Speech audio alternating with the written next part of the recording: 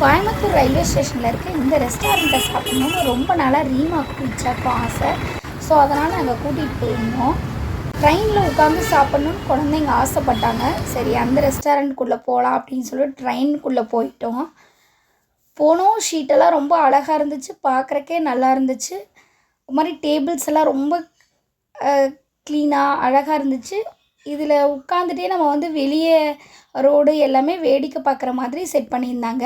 இங்கே அங்கேன்னு ஓடி கடைசியில் ஒரு டேபிளை பிடிச்சி ரீமா ரிச்சா உட்காந்துட்டாங்க. அப்புறம் ஒரு மாதிரி சூடாக இருக்க மாதிரி இருந்துச்சு. ஹஸ்பண்ட் சொல்லி ஏசி போட சொன்னார். ஏசி ஆன் பண்ணிட்டாங்க. ஆனாலும் அங்கே உட்காரவே முடியல. ஒரு மாதிரி ஸ்மெல்லாகவும் ஒரு மாதிரி சூடாகவும் ஏதோ டிஃப்ரெண்ட்டாக இருந்துச்சு. மற்றவங்களுக்கு எப்படி இருக்குதுன்னு தெரில, என்னால் அங்கே உட்காந்து சாப்பிட முடியல. சாப்பாடு சாப்பிட்றதே ஒரு நிம்மதியாக உட்காந்து சாப்பிட்ணுன்னு தான். இந்த இடம் எனக்கு சுத்தமாக பிடிக்கல. அதனால் வெளியே வந்து காத்தோட்டமாக உட்காரலான்னு சொல்லிட்டு நான் கிளம்பி வந்துட்டேன். ரிச்சா ஒரே அழுக உள்ளதாக உட்காந்து சாப்பிட்ணுன்னு. 2 வாய்க்கு மேலே அங்கே வச்சு அவனால் சாப்பிட முடியாது. இது எனக்கு நல்லாவே தெரிஞ்சுது. நான் வந்து ப்ளைட் ஷவர்மா ஆர்டர் பண்ணியிருந்தேன் குழந்தைங்களுக்காக. அந்த சிக்கனை மட்டும் நான் சாப்பிட்டுக்கலான்ட்டு. ரீமா வந்து பர்கர் ஆர்டர் பண்ணியிருந்தா. அதுக்கு கோம்போவில் ஃப்ரெஞ்ச் ஃப்ரைஸு ஒரு ஸ்ப்ரைட்டு கொடுத்துருந்தாங்க. ரிச்சாக்கு வந்து எக் நூடுல்ஸ் ஆர்டர் பண்ணியிருந்தான். அந்த அழுத பையனா இப்படி சாப்பிட்றான்னு கொஞ்சம் வேடிக்கை பாருங்கள்.